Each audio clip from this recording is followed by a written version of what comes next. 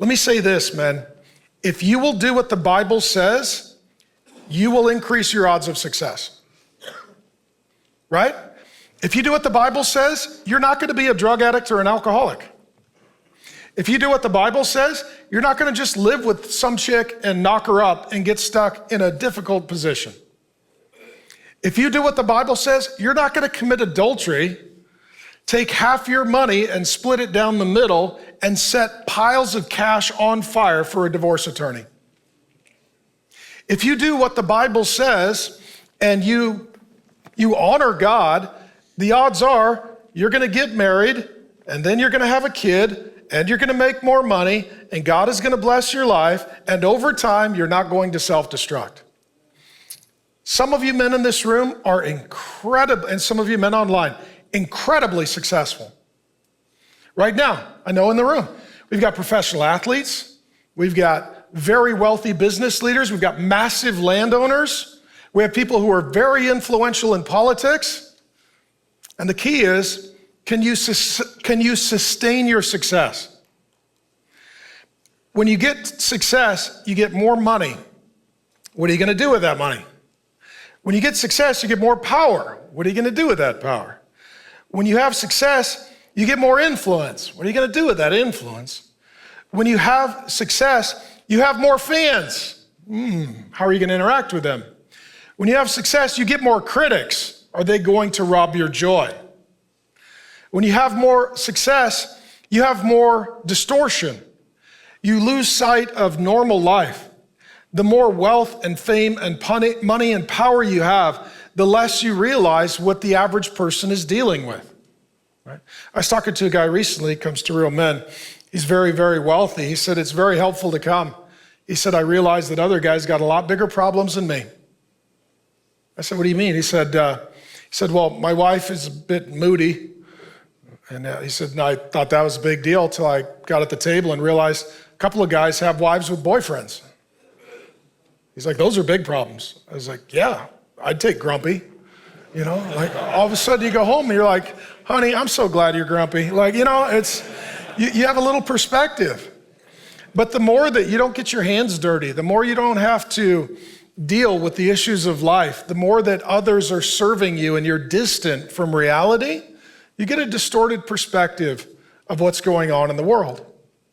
And so what Gideon is struggling with here, he's struggling with managing his success. When we met him, he's broke. Now he's rich. When we met him, nobody ever heard of him. Now he's famous. When we met him, nobody was following him. And now they want him to be the king of Israel. When we met him, he was totally alone. And now he has an army that follows him. See, what happens is, if you meet with Jesus and you obey him, sometimes that man's life, it becomes successful. And I'll just tell you guys this. Sometimes success is harder to manage than failure. Right? It's harder to manage power than it is no power. It's hard to steward money than it is to steward no money. I don't want you guys to self-destruct. And I think of it in this way. This is what I tell my sons.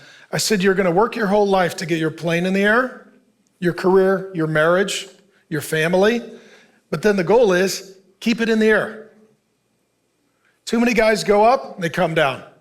They made money, nosedive. Got married, crashed the plane. Had kids, wrecked the family. Served the Lord, went apostate. Had a great testimony, and then became Judas. Some of you guys right now, the test that you're in, I just sense this in the spirit. Right now, the test you're in is a success test. You got a job. What are you going to do with it? You got a girl. How are you going to treat her? You got a promotion. What's your next move? You made a little money. Are you going to give to the Lord and steward it well? Some of you, you've got a little power and influence. Some of you got a promotion. Some of you got a career advancement opportunity. Some of you, God's brought along a big client, and now there's some blue sky to chase for you. What Gideon is doing here, he's struggling to pass his success test. What he says is, I don't need to be king, but I would like to be rich. And then he's going to need to decide, am I going to self-destruct?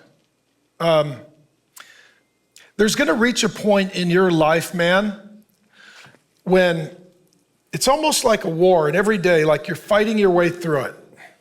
And then you wake up one day, there's no enemy. You got to be careful that you don't become your own enemy. I've met too many men, they fight through all their enemies, and as soon as there's no enemy, they become their own enemy.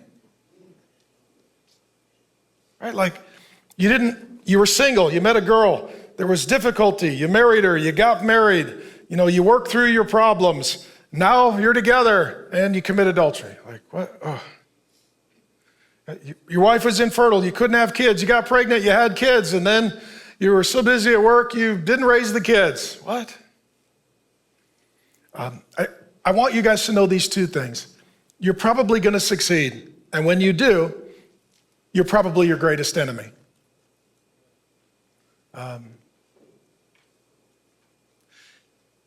Didn't know I was going to say this. I won't share too many details and too many names. Some men that I care about very deeply, they succeeded and then they imploded.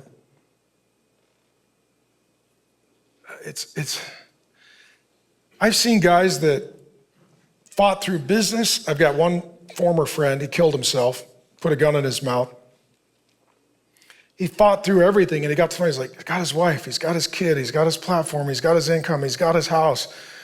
There was no enemies left, and he literally just became his own enemy. And see, you just need to know that sometimes the hardest fight is the fight to not be your own enemy. And I just would beg you guys, as God gives you success, that's a test, and don't self-destruct. Howdy, Pastor Mark here. Thanks for viewing the clip. And if you'd like the entire sermon, we've got it ready to go.